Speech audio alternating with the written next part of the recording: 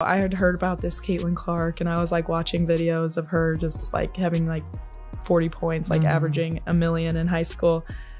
And I was like, oh, this girl thinks she's gonna come here and rule the world, you know, like whatever. It's gonna be, you know, whatever. And there she did, came in right away and ruled the world. And I was like, all right, here we go. Kate Martin's path into the WNBA began with high hopes, but quickly spiraled into disappointment. The former Iowa standout, yes, the same one who played a pivotal role alongside Caitlin Clark in propelling the Hawkeyes to consecutive Final Four appearances, found herself languishing on the Las Vegas Aces bench, her professional career stalling almost before it began. Game after game, her minutes dwindled. Her confidence began to erode. The franchise that had once seemed like it would foster her growth instead appeared indifferent to her presence, content to let her drift out of the spotlight. Then, everything shifted with one unexpected call. From Caitlin Clark, in a recent interview, Kate shared the moment when the weight of her situation in Vegas became too much to ignore. She talked about how that conversation with Caitlin's... I feel like your two Iowa teams left a mark on women's college basketball, but also women's basketball at large. Is that like kind of crazy to think about? Like you were a part of something that was a catalyst for this like larger growth. Sparked something deep within her, and how signing with the Golden State Valkyries wasn't just a career move. It was a full-blown revival. A fresh start. A reclaiming of the fire that once made her one of the most impactful players in college basketball. If you're pulling for Kate, you know what to do. Drop a Golden State Kate in the comments. T.O. really understand how she got here, though you have to rewind the clock to her Iowa days. Before the Hawkeyes became a household name in women's college hoops, before the sold-out arenas and national... I just remember you have that summer before, and she was doing things that I had never seen anybody do before. And as a freshman, to come in and have that kind of confidence, like, not everybody has that. Like, I was like, oh, I haven't really seen anything like this. And so we knew she was going to be outstanding. And then, at the beginning of the year, we had some big wins, and there was highs and lows that year for sure. But, you know, it took us a little bit to figure it out. But it obviously turned out better than I could have ever expected or thought. Headlines. There was Kate and Caitlin. Together, they turned Carver Hawkeye Arena into must-see TV. It wasn't just the hype, it was the way they played. Caitlin was the showstopper, the deep threes, the viral clips. Kate was the engine, steady, strategic, and essential. She wasn't just a supporting piece. She was the one holding it all together. Let's revisit those 2023 and 2024 tournament runs. Yes, Caitlin set records. Real quick, what did you notice about Caitlin's like work ethic? Was there anything that stood out? Yeah, absolutely. I mean, she was in the gym constantly. And it was like the way she approached everything too was like, it was like with a sort of excellence. It wasn't like, oh, I'm just gonna go through the motions and like whatever. It was like, no, like I'm here to kick your butt in every single drill, every single practice, like, and especially whenever our like gray squad guys were playing against us, it was like, if you're across from me, you're my enemy, you know? And like, I think that's just kind of how you have to approach things to get better. And she had that, you know, next level mindset, and it really just raised us all up with her. And dominated the stat sheets. But zoom in on Kate's numbers. 13.1 points per game, nearly 7 boards. That's not bench depth, that's leadership. But Kate's brilliance went beyond the box score. She knew her role wasn't about outshining Caitlin, it was about enhancing her. She was the anchor, the tempo setter, the unshakable presence that kept everything in sync. One game stands out above the rest for Kate, the Final Four battle against South Carolina. The one that handed the undefeated Gamecocks a stunning loss. If you had to pick like, kind of like a favorite highlight, like getting to the Final Four, is it beating South Carolina and breaking their streak? Is it, you know, getting to the final game? Like what would have been the moment? I would say beating South Carolina was like, that was incredible. That was like the best moment ever, because like we like all believed that we could make it to a Final Four, and so we were just like, all right, we made it to a Final Four, like let's go, this is great. We didn't think we were gonna really make it to the national championship. Like the undefeated South Carolina, they're like Twin Towers down there, like just a very long, athletic, good team. And so when we like executed that game plan perfectly and beat them, that was probably that's like still probably my career highlight. Kate has called it the defining moment of her playing career, and it's easy to see why. She was everywhere, directing traffic, battling for position, shutting down passing lanes, setting up crucial screens. She was composed while chaos swirled around her. When Clark needed space to work, Kate made sure she had it. When teammates began to fray under the pressure, Kate's voice cut through and calmed the storm. But the connection between Caitlin... Yeah, I feel like looking back on it, and then even just talking to you now, it's like, yes, Caitlin is like a big focal point of the team. Yeah. She's going to have to do a lot of the scoring, all the things. And you, it's almost like good cop, bad cop or something. Yeah. Now, I don't mean it in like literal terms, but she just had to like be herself, and that was going to win you games. But then you had to come in and kind of be like a calming effect. And that, so I'm actually really curious, as these teams start to take shape in 2023 and then 2024, like what was your leadership style in conjunction with a player like Caitlin, but also the rest of your teammates? And Kate wasn't just chemistry. It was something closer to instinct. They moved like they shared the same basketball brain. Kate knew when to attack the glass on a missed three. Caitlin always found her at just the right moment for open looks or key passes that led to points. I was definitely more of like the calmer presence and being like, hey, like look me in the eyes, you know, deep breath, like it's all gonna be okay. And I think like the leadership style that I really had was just like trust. Like she trusted me because she had seen me like putting in the work in the gym. She knew how much I cared. Like I was only 2 years older than her, but like she believed that like I had her best interest in mind, and like I showed her that over and over again. Like I built a relationship with her outside of basketball. I tried to build relationships with all my teammates outside of basketball, so it wasn't like the only time I'm talking to you is out on the court and telling you like, hey, like you can't do that, or like, hey, like do that, you know, whatever. Is like, it's called relationship equity. They weren't just a duo, they were a system unto themselves. Caitlin could take risks because she knew Kate had her back. Like if we needed to get across to Caitlin, you know, like it was like Kate, like that was like my job at times. And then like her junior and sophomore year, like she had done so much like work on herself and like how to be like a great teammate and all of us together, that like I didn't need to like, I don't know, like do all of that. Manage that as much as like I had in the past. But I felt grateful that, you know, she trusted me enough and like I trusted her enough too, to where like it was a working relationship. And so then I just kind of did that with all of my teammates, and I felt grateful that like I was the person who could speak up. And Kate's influence soared because Caitlin trusted her completely. Kate also embraced the grunt work, the things that don't show up in a viral clip. She took the hit setting picks so Caitlin could launch logo threes. She rotated on defense when Caitlin went for a steal. She chased down second chances off the rim. The truth is, Iowa wasn't just feared because of a generational scorer. They were feared because they had a floor general who did the dirty work and made everything flow. But college magic doesn't always translate in the pros. Kate stepped into the WNBA hoping the same formula, smarts, grit, chemistry, would carry her through. Instead, she hit a wall.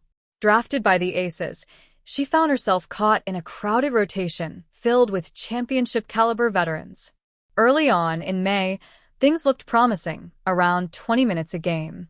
Like, you really do, but, like, it's just hard, as you know. Like, there's only 12 spots, whatever. But by the time September rolled around, that number had plunged to just 11.5.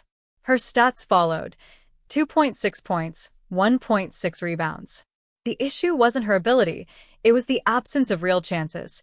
This was the same player who had grabbed... I'm curious, so now that you are into your second year, like what do you think, what makes the WNBA so difficult to play in? Man, I mean, I just think the physicality, speed, smart players, like really smart players, and people who have been around for so long, honestly.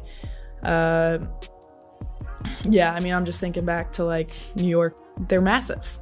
They are, you know, like, they're very, very, very good. Like a lot of these people have been playing professional basketball for a very long time. Sue Bird, a legend who's seen it all, once described how brutal that transition can be. Tough rebounds and knocked down timely shots at Iowa. Now, she was being told to sit tight and stay ready. Ready for what, exactly? It wasn't development. It wasn't belief. It felt like waiting in a dark room. Scoring is not easy. Like, people who average, like, however many points, like, it's honestly so impressive. Like, I've never been more impressed by basketball than, like, now. Like, basketball is a simple game, but that doesn't mean it's easy. It's an easy game. But yeah, like, people work really hard. They are long, they're big, they're fast, they're physical. So me just, like, having to learn how to be patient, play off of 2 feet, play in control. That is something, you know, I'm still working on, because sometimes you're, like, trying to do the right thing always and, like, make the right read, but then you forget, like, hey, just go play basketball. With no one turning the lights back on. That's why the Caitlin phone call mattered. It wasn't just a check-in. It was a reminder who she was, what she'd done, and what she still had left to prove. The move to Golden State didn't just offer playing time. It offered a way back. Back to herself. Back to the game she loved. Back to being the version of Kate Martin that didn't just play the game right, but made everyone around her better. And now, with the Valkyries, she's not waiting anymore. She's building something. Again. When the postseason arrived, things somehow managed to deteriorate even further for Kate Martin. Across 6 playoff games, she logged just... It's because it's really, really hard to come off the bench in what is a version of limited minutes compared to starters. It's not always that case, but you get my point. In a limited amount of time and be really impactful. Yeah. That is one of, I think, the hardest things. And anytime I've been around a teammate who's been able to do that, at times it's more impressive than the star player who just has that ultra green light. And you've kind of already brought up the balance. 3 total minutes. 3. That's not development, it's a statement. And the message came through loud and clear. In Las Vegas, Kate Martin wasn't part of the future. Sue Bird, a legend with a panoramic view of the league's toughest realities, once talked about how harsh the leap from college to the WNBA can be. The speed, the strength, the layers of complexity, it humbles even the most decorated collegiate stars. For Kate, Bird's words weren't just insight. They were a warning that turned out to be true. But this wasn't just a steep learning curve. It felt more like a wall, and the ACES structure made sure she couldn't climb it. How did you feel about the whole expansion draft situation? I was really excited. Okay. Yeah. So when you weren't protected, were you, like, kind of expecting that, and then it was like, whatever happens, happens? Yeah, I was kind of expecting that. I mean, you just looked at the roster and you're like, there's just, like, too many good players. It's a business. Like, you know, like, it is what it is. With stars like Aya Wilson and Chelsea Gray owning the rotation, and head coach Becky Hammond sticking to her veteran-heavy formula, there was no space for a rookie to break through. This wasn't about proving herself against fellow newcomers. Kate was stuck behind a cemented dynasty with no room for growth. Her potential wasn't dismissed because of performance. It was buried beneath politics and hierarchy. And that's what hurt the most. Each game she watched from the... Up until then, I didn't know if I had been protected or not. Okay. And so... Oh, yeah, that's right. They don't actually tell you. They told some people, but they didn't. I was not informed. No, it's actually smart they don't tell. Yeah. Because that would just be... That'd be messed up. Yeah. And so when I got told I was going to get picked up, I was just super excited for another opportunity. Like, some people don't get opportunities to go to a training camp or, like, you know, get the opportunity to make a team. And so the fact that I knew I was going to get another shot, I was excited and felt really grateful for it. So yeah, I was really happy. The sidelines felt like her dream shrinking. Every practice where she played scout team instead of system minutes felt like punishment for daring to believe she could thrive here. The confidence she had built over years in Iowa, game by game, was slowly being chipped away. Not because she wasn't good enough, but because she had landed in the wrong situation. The brutal truth she learned firsthand? The WNBA doesn't just test your talent. It tests your timing.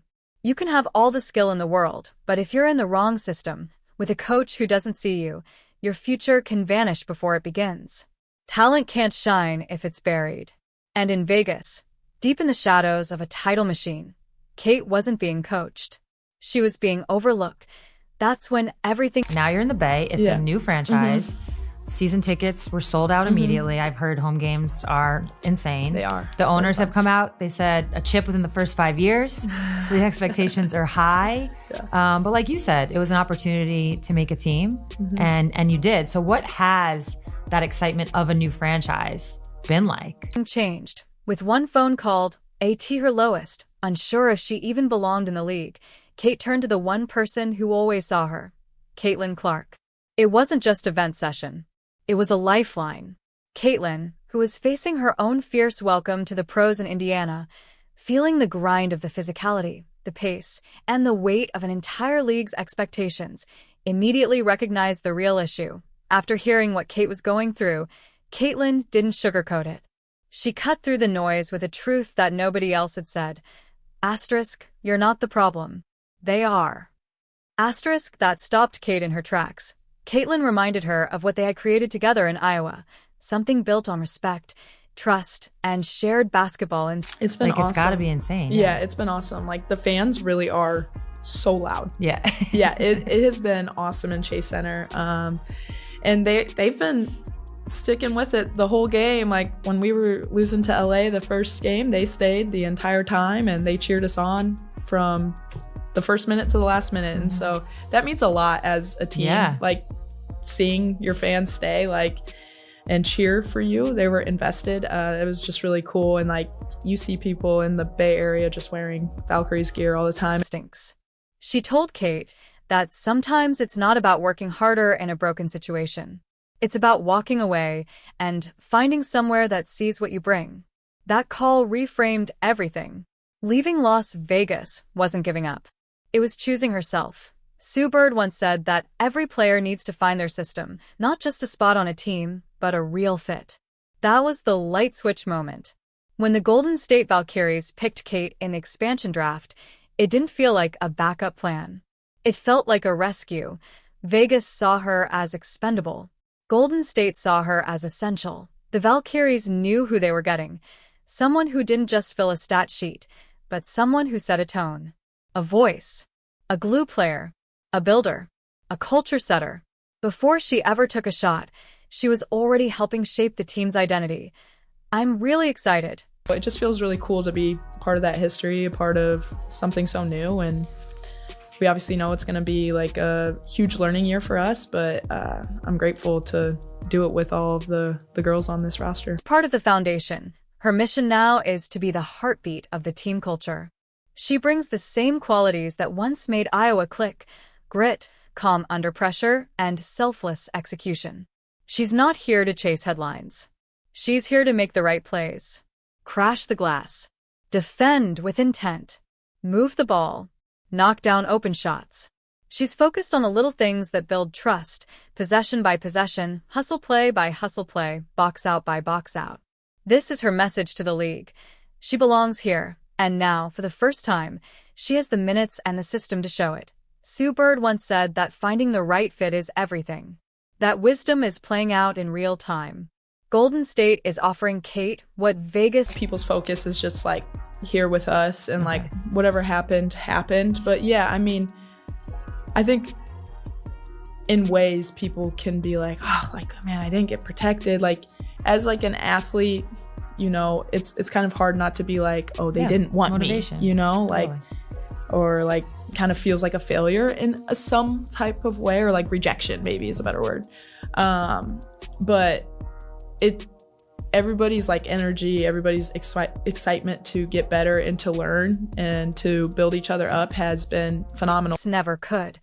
Room to develop. This is living proof that the right environment can unlock everything numbers can't always capture. The Valkyries didn't just give Kate a jersey. They gave her a purpose. She's shaping a brand new franchise from day one. That kind of impact doesn't happen often in pro sports. It goes beyond wins and losses. It's about identity.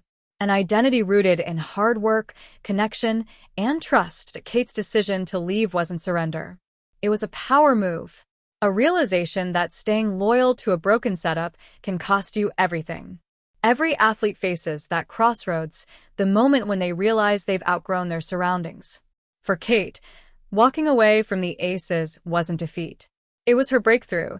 She's not the first player to find new life after leaving the wrong situation, and she won't. I really love it, honestly. It's been a lot of fun, but yeah, they brought a crazy spark. Like, they very high IQ, like want to play fast, and yeah, they just get out and go. And so that's how we want to play too. You know, we want to play fast, and we want to, you know, as you guys have probably can see with the numbers, we want to shoot a lot of threes too. And so their experience, like, yeah, they're young, but they've been playing pro for way more, like a really long time. So they have a lot of experience, and they've brought a lot of fun to the team for sure. Be the last.